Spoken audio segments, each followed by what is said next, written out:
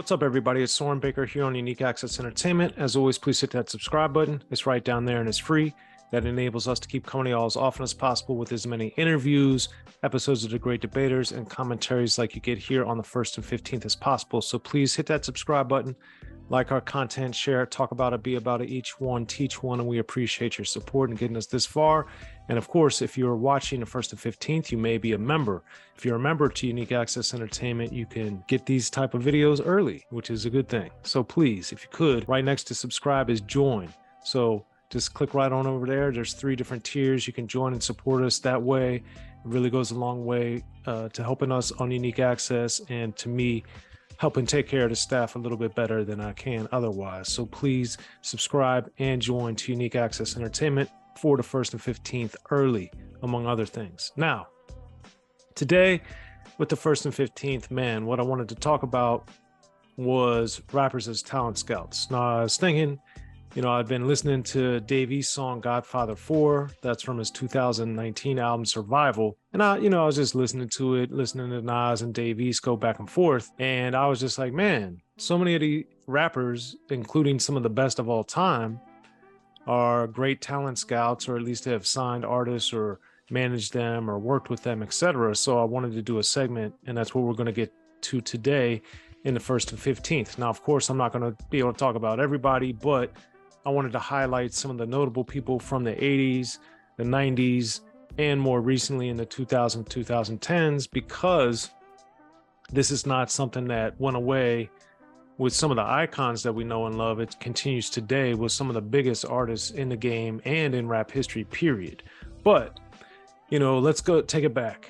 Now, one of the first, and somebody I think doesn't get a lot of respect or acknowledgement for being one of the early people in the game to really usher in a lot of artists underneath him, and people don't, I think, understand his tentacles because he's excelled so much as an actor on Law & Order SVU, is Ice-T. Now, he had the Coming Through compilation that dropped in '88, and right here we start to see the brilliance of what Ice-T was doing on a musical level.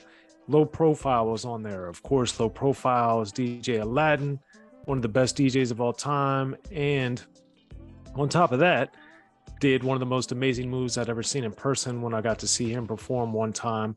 And his partner for Low Profile was Dub C. Of course, Dub C went on to Dub C in the M.A.A.D circle, solo career, West Side Connection, many, many other things. And Dub C, I think, is one of those guys who's extremely underrated, but immensely talented and one of the best the game's ever seen. And right there, even if that's all Ice-T did, that'd be great to help give Low Profile some shine. But we also have to remember Ice-T's really the one that put Everlast on. He was on Coming Through. Ice-T had gotten Everlast a deal through his Rhyme Syndicate to Warner Brothers. And of course, Everlast is more famous and had far more success when he was with House of Pain, and then even more success as a solo artist. So yet again, another branch from the Ice-T family tree per se. And even though he had been out before, Ice-T gave Toddy T, who of course most people know through Bataram, shine on Rhyme Syndicate Coming Through. And people don't often think of this or know this or whatever, but that's also Tim Story, the famous director who's done more than $1 billion of movie money at the box office, got to start with Ice-T on the Rhyme Syndicate Coming Through compilation as well. But that's not all. Of course, Divine Styler's on there. We got Donald D. Ice-T got them deals with Warner Brothers and Epic, respectively. And then, of course, Ice-T, through his Rhyme Syndicate management and managerial side of things, worked with King T through his Capitol Records run. He got Lord Finesse, dealt with him, returning the Funky Man era. So Ice-T not only had his hands on the pulse, but was also showing that he could get artists from all over the country. Of course, he worked with Hen G, Eazy-E as the brothers, and they had a deal. He's working with Muggs early on in the game. So, it's just so much that Ice-T brought to the table. 783 Sean B has talked about that when I interviewed him. There's a link to that right there in case you haven't checked it out. So Ice-T just was doing so much. While we're on the West Coast, we'll keep it with Eazy-E, man. Eazy-E, I think, really changed the game in so many ways. And I think Eazy-E is one of the most important businessmen in rap history. Definitely doesn't get enough credit for that. But in my opinion, he deserves all the attention, all the acclaim, and more. So let's just look at the first wave of what Eazy-E did. Of course, he didn't set out to be a rapper. He was more of a businessman, but NWA, that's a pretty good group to start with. But he didn't actually start with NWA. Of course, really the group that got Ruthless Records off the ground, got them financed, got them really out the gate was JJ Fad. And so the 1-2 punch of JJ Fad was Supersonic, which gave Dr. Dre and Ruthless and Eazy-E not only money, but their first gold record. It got them a lot of industry clout. And then, of course, everything exploded with Eazy-E as a solo artist with Easy Does It. And then NWA with Straight Outta Compton, both dropping in 98 and then at the very top of 99 respectively. So Eazy-E right out the gate was just killing the game, but it doesn't stop there. Of course, the DOC, who to me is one of the best writers, collaborators in rap history because of all the work that he did with NWA, with JJ Fad, with Dr. Dre, with Snoop Dogg. The list goes on and on and on. So the DOC is there as an artist. You got Miss LA. So Eazy-E has solo artists like himself. He's got groups, and now he's dipping his toe into R&B. And of course, Dr. Dre is producing Miss LA, but it's not like this was just a a fad. Miss LA had hits. Miss LA was platinum. Miss LA was huge.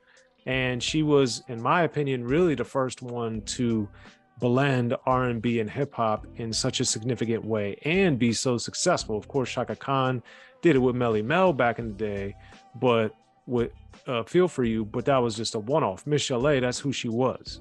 And that's what she brought to the table under Ruthless Records, under Eazy-E and Dr. Dre's tutelage. Then we have Above the Law, another phenomenal group that I talk about extensively in my book, The History of Gangster Rap, which please pick up if you haven't already. But Above the Law really, in my opinion, and I would say factually and chronologically showed how rap was going to change really with the Vocally Pimpin' EP, then getting into Black Mafia Life, which then really kicked off the G-Funk stuff that really was stamped and commercialized by Dr. Dre in 1992 with The Chronic. But Above the Law wasn't it either. Eazy-E just had so much. He had Terry B, the white female rapper that Eazy-E and Schoolie D, shout out to my favorite rapper, Schoolie D, right there.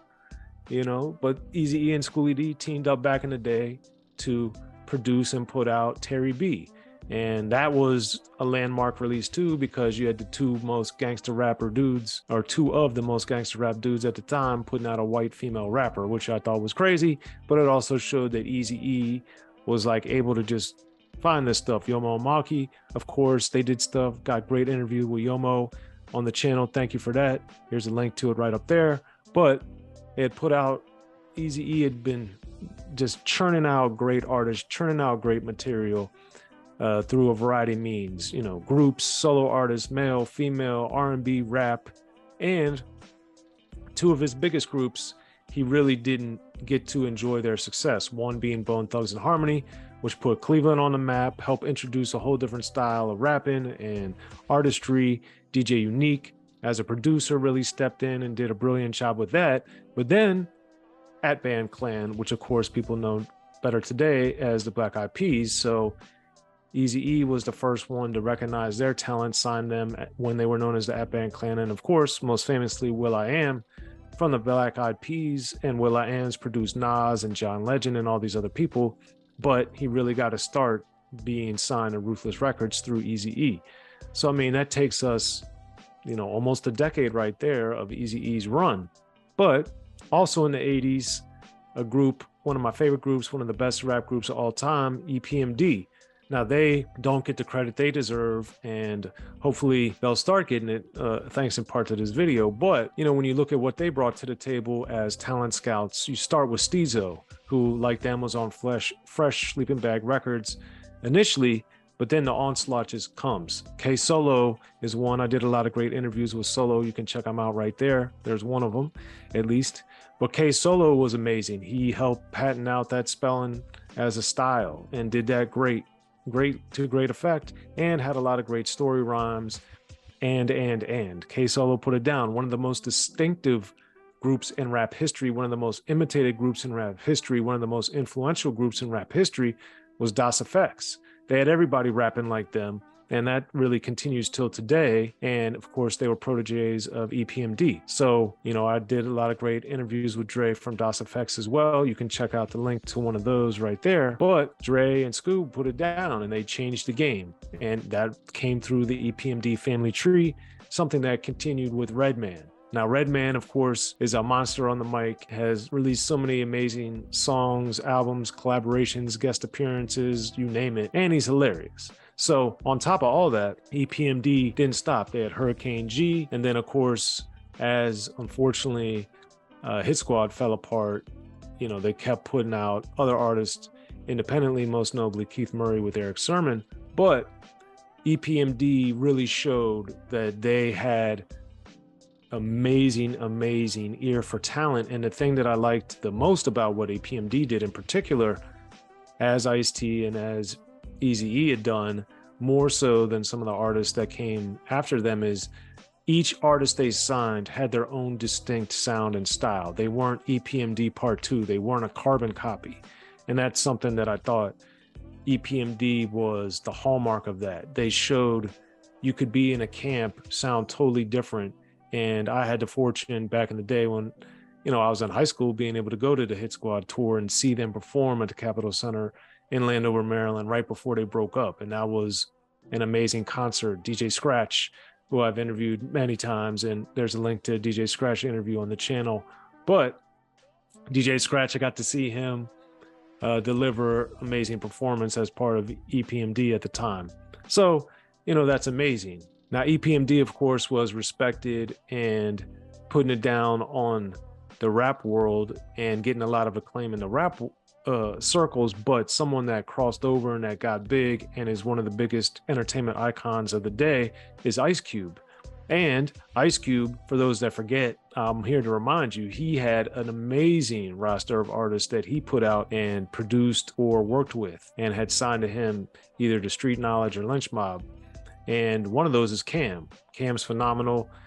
The Never Again album in particular, although I enjoy all of Cam's work, that first album, Never Again, is just so strong, so powerful. Amir Rahimi and me. And I did a Great Debaters. You can check the link on it there, because that album is incredible, top to bottom, start to finish. Stan the Guitar Man's on there. It's a great work. And sadly, a lot of what he's talking about back then in 92 era still rings true today. But Cam is phenomenal and obviously was politically heavy, whereas someone like Yo-Yo was not only a female rapper, but also political from a different way. Women empowerment, women standing up for themselves like she did on It's a Man's World from America's Most Wanted when she was introduced by Ice Cube, when he emerged as a solo artist.